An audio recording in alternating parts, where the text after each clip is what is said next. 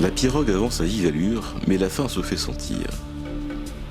L'heure du déjeuner a sonné et nous cherchons une île, lieu idéal pour se restaurer.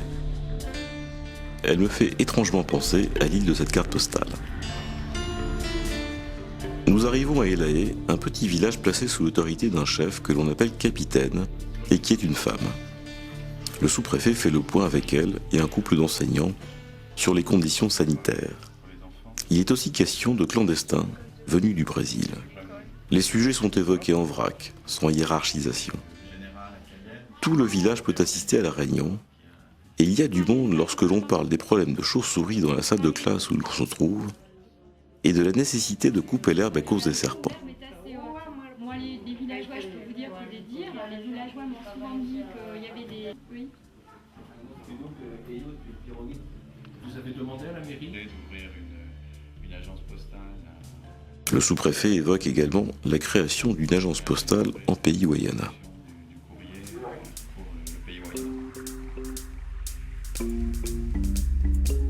Nous remontons le Maroni jusqu'à l'un des tout derniers villages, Antekumpata, fondé par André Cogna, un Français d'origine lyonnaise, et qui a décidé, dans les années 60, de vivre au rythme des Amérindiens et de les aider. Le territoire amérindien est bien défendu, et il faut toute l'habileté des piroguiers pour franchir les rapides que l'on appelle sauts. C'est un véritable labyrinthe naturel, un enchevêtrement d'arbres, de multiples rivières dans lesquelles il faut se frayer un chemin, en sondant la profondeur de l'eau, en évitant les rochers qui pourraient la briser.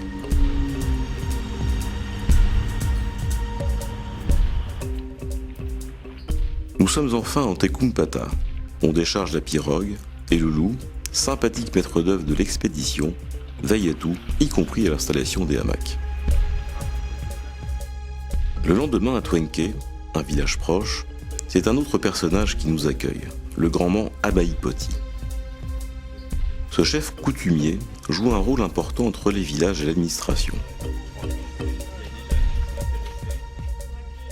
Le président Jacques Chirac, admirateur sincère des peuples premiers, l'a déjà reçu à l'Élysée. Tout le village peut assister à la réunion, aux côtés du grand-man, sa fille qui traduit, et le sous-préfet. Il est à nouveau question de l'ouverture d'un bureau de poste en pays Wayana.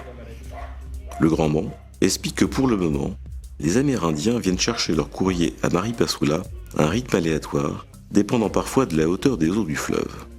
Or, un retard signifie parfois pour ces populations la perte de leurs droits vis-à-vis de l'administration, ce qui peut créer de gros problèmes. Le courrier qui parvient en pays amérindien est principalement administratif.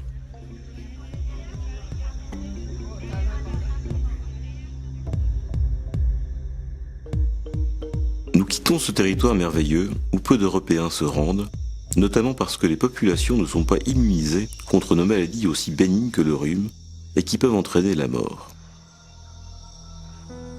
Combien de temps resteront-ils préservés ? Peu de temps probablement, car les jeunes rêvent de la ville et du modernisme. C'en est pratiquement fini des plaisirs simples, d'une vie en osmose totale avec la nature. Que deviendra leur culture transmise oralement depuis la nuit des temps ? C'est probablement la chronique d'une mort annoncée, le triste avènement de la vie moderne dont on connaît trop l'état. Ce ciel de cases à l'abandon est à lui seul tout un symbole. Mais qui sait ? Peut-être parviendra-t-il à chasser les mauvais esprits, ceux que nous avons amenés et dont ils sont aujourd'hui dépendants.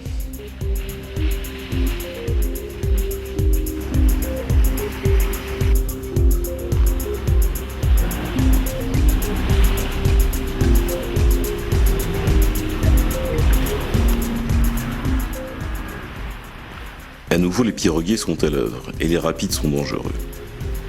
Il faut parfois les contourner, trouver le bon itinéraire.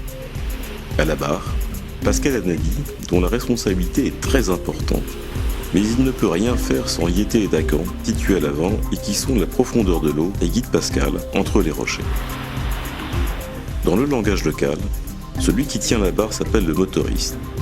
Yété et Dacan sont des takaris et celui qui utilise une pagaie, le bosseman.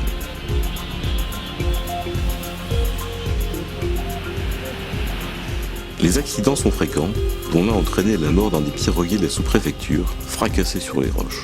Car ici, la violence du courant est redoutable et lorsque la pirogue chavire, les rescapés sont retrouvés à plusieurs kilomètres du lieu de naufrage.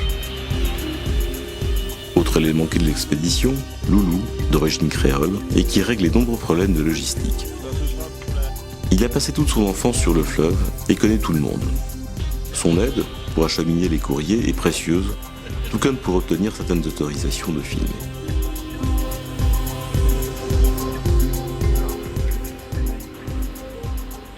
Nous fonçons à présent vers un tout autre univers, celui des Bushinengue, également appelés Noirs-Marrons.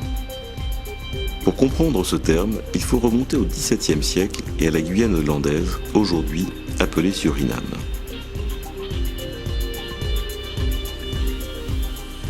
Ces populations sont à l'origine des esclaves noirs qui ont fui la colonie hollandaise.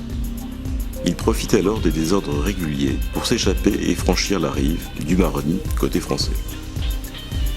Cette fuite prend le nom de marronnage. Elle n'est pas toujours des plus simples, car les fugitifs sont poursuivis par des Bushman, hommes des bois, également nommés Djouka.